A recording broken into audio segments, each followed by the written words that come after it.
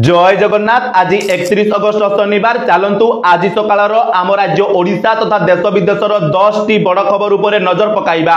किंतु ता पूर्वरु आपनकु अनुरोध वीडियोटी को गोटे गोटे लाइक करदेबे एवं चैनल को सब्सक्राइब करिकि आपण आम वीडियो को केउ जिल्ला रु देखुचंती कमेंट माध्यम रे हमको निश्चय जणाइबे। तबे चलतु आजिर खबर गुडी को उपर नजर पकाइ नेबा। बंगोपसागर रे सृष्टि हैला लघुचाप प्रभाव रे आगामी 3 दिन जाए प्रबल वर्षा संभावना। बंगोपसागर रे सृष्टि होइथिबा घूर्णिबलय 36 घंटार अवपात परे शुक्रवार दिन सदृश लघुचाप रे परिणत होइछि। एहा उत्तर आंध्र और दक्षिण ओडिशा उपकूल को गति करिबो बोली पाणीपाग केन्द्र आकलन करिछि। तेबे एहा प्रभाव रे राज्य रे आगामी 3 दिन जाए प्रबल वर्षा हेबार संभावना रहिछि। आज नवरंगपुर मालकानगिरी और कोरापुट जिल्ला रे प्रबल रु अति प्रबल वर्षा होई पारे बोली पाणीपाग केन्द्र पक्षरु एही 3 जिला को ऑरेंज वार्निंग जारी करा जाइथिबा बेले प्रबल रु प्रबल वर्षा पाई 18 जिला को येलो वार्निंग जारी करा जाइछि। परवर्ती खबर सुभद्रा योजना को नै बड़ घोषणा। वर्तमान सुभद्रा योजना रे आवेदन करि पारिबे अंगनवाड़ी एवं आशाकर्मी। राज्य सरकारक द्वारा सुभद्रा योजना रो आनुष्ठानिक मार्गदर्शिका जारी करा जाइछि। मार्गदर्शिका अनुसार एबे अंगनवाड़ी कर्मी, सहायिका, आशाकर्मी, सीआरपी, मास्टर बुक कीपर एवं आउटसोर्सिंग एजेंसी द्वारा नियुक्त महिला माने योग्य थिले सुभद्रा योजना रे आवेदन करि पारिबे। एहा सह योजनार सफल रूपायन पाई महिला और शिशु विकास विभाग तरफरु टोल फ्री नंबर 14678 जारी करा जाइछि। एही नंबर सकाळ 6 टारु राति 10 टा पर्यंत कार्यक्षम हेबो। एही अवधि रे जे कोनोसी व्यक्ति एही टोल फ्री नंबर रे कॉल करी सुभद्रा योजना अंतर्गत समस्त तथ्य पाई पारिबे बोली विभाग पक्षरु कहा जाइछि। परवर्ती खबर राशन कार्ड ई-केवाईसी को नै बड़ घोषणा कले मंत्री। कहिले व्यस्त हेबार नाही, पर्याप्त समय मिलिबो। खाद्य जोगाण मंत्री कृष्णचंद्र पात्र शुक्रवार दिन राशन कार्ड ई-केवाईसी को नै बड़ सूचना दैछंती।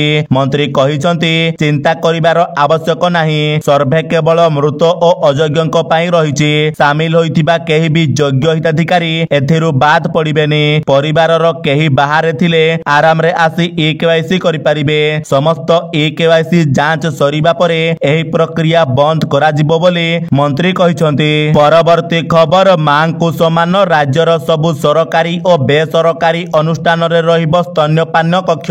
राज्य रे महिला को सम्मान पाई राज्यर समस्त सरकारी और बेसरकारी कार्यालय सह सर्वसाधारण स्थान रे स्तन्यपान कक्ष प्रतिष्ठा करा जिवो बोली राज्य सरकार शुक्रवार घोषणा करिसंती।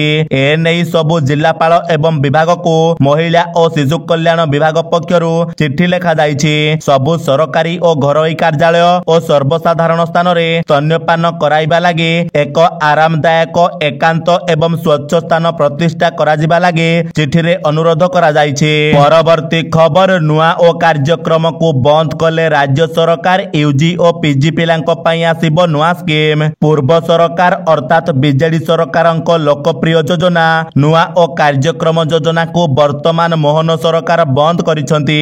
विधानसभा रे एनै उच्च शिक्षा मंत्री सूर्यवंशी सूरज स्पष्ट करिसंती।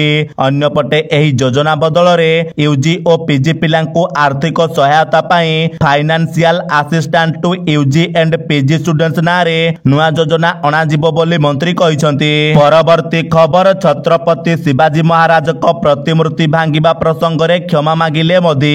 महाराष्ट्र रे छत्रपति शिवाजी महाराजंक प्रतिमूर्ति भुसुड़िबा घटना अनेक दिनरु चर्चा रे रहिछि। एहाकु नै राज्य सरकारंक ठारु आरंभ करी केंद्र सरकार विरोधी को टार्गेट रे अछंती। एहारी भितरे शुक्रवार महाराष्ट्रर पालघर रे निज संबोधन रे हाथ जोड़ी पीएम मोदी मुंड नुआई कहिसंती जे शिवाजींक प्रतिमूर्ति भांगिबा घटना रे मु मुंड नुआई क्षमा प्रार्थना करूछि। परवर्ती खबर बढ़िला सांबादिकंक गोपबंधु स्वास्थ्य बीमा योजना वृद्धि कले राज्य सरकार। सांबादिकंक गोपबंधु स्वास्थ्य बीमा योजना आज तारीख रे सरिबाकू जाउथिबा बेले वर्तमान मुख्यमंत्री मोहन चरण माझी एहाकू आउ गोटिए वर्ष पई वृद्धि करिसंती। तेबे पूर्व वर्षर तालिका को चलित वर्ष रे लागू करिबा पई निष्पत्ति निया जाइछि। परवर्ती खबर श्रीमंदिर बजेट को परिचालना कमिटी रो अनुमोदन निया गला एकाधिक बड़ निष्पत्ति। शुक्रवार दिन दीर्घ 4 घंटारू ऊर्ध्व समय धरी चली श्री ଶ୍ରୀମନ୍ଦିରର ବଜେଟ୍ ବୈଠକରେ ଏକାଧିକ ବଡ଼ ନିଷ୍ପତ୍ତି ଉପରେ ମୋହର ଲାଗିଛି। 2024-25 ଆର୍ଥିକ ବର୍ଷର ଶ୍ରୀମନ୍ଦିର ବଜେଟରେ 413 କୋଟି ଟଙ୍କାର ବ୍ୟୟ ଅଟକଳ କରାଯାଇଛି। ଏଥିସହିତ 103 କୋଟି ଟଙ୍କାର ବଳକା ବଜେଟ୍ ମଧ୍ୟ ରହିଛି। ମନ୍ଦିର ପରିଚାଳନା କମିଟି ବୈଠକ ପରେ ମୁଖ୍ୟ ପ୍ରଶାସକ ଅରବିନ୍ଦ ପାଢ଼ୀ ଏନେଇ ସୂଚନା ଦେଇଛନ୍ତି। ସେ କହିଛନ୍ତି ଯେ ଏହି ବୈଠକରେ ନୀତି ଶୃଙ୍ଖଳା ଉପରେ ଆଲୋଚନା ହୋଇଛି। ଏଥିସହିତ ନାଟମଣ୍ଡପକୁ ବାତାନୁକୂଳ କରିବାକୁ ନିଷ୍ପତ୍ତି ମଧ୍ୟ ନିଆଯାଇଛି। ବୟସ୍କ ଲୋକେ କିପରି ଦର୍ଶନ କରିପାରିବେ ସେ ନେଇ ବ୍ୟବସ୍ଥା କରାଯିବ। ବୃଦ୍ଧ ବୃଦ୍ଧା ପୁରୁଷ ଓ ମହିଳାଙ୍କ ପାଇଁ ଅଲଗା ଧାଡ଼ିର ବ୍ୟବସ୍ଥା କରାଯିବ। ତେବେ ଧାଡ଼ି କେମିତି ରହିବ ଓ ଶ୍ରଦ୍ଧାଳୁମାନେ କେମିତି ଶୃଙ୍ଖଳିତ ଭାବେ ମହାପ୍ରଭୁଙ୍କ ଦର୍ଶନ କରିପାରିବେ ତାହା ଉପରେ ଯୋଜନା ପ୍ରସ୍ତୁତ କରାଯାଉଛି। ନାଟମଣ୍ଡପରେ ଥିବା ଆଲମିରା କଢ଼ାଯିବାର ନିଷ୍ପତ୍ତି ମଧ୍ୟ ନିଆଯାଇଛି। ଏଥିସହିତ ଶ୍ରୀମନ୍ଦିରର ଭିତର ରତ୍ନଭଣ୍ଡାର ଓ ବାହାର ରତ୍ନଭଣ୍ଡାରର କବାଟକୁ ସୁନା ଛାଉଣି କରାଯିବ। ଏଏସ୍ଆଇ ମରାମତି କାର୍ଯ୍ୟ ସାରିବା ପରେ ଏହି ସୁନା ଛାଉଣି କାର୍ଯ୍ୟକ୍ରମ ଆରମ୍ଭ ହେବ। ସେହିପରି ଶ୍ରୀମନ୍ଦିରର ନିଜସ୍ୱ FM ଚ୍ୟାନେଲ ପ୍ରତିଷ୍ଠା ପାଇଁ ପରିଚାଳନା କମିଟି ନୀତିଗତ ଭାବେ ଅନୁମୋଦନ ଦେଇଛି।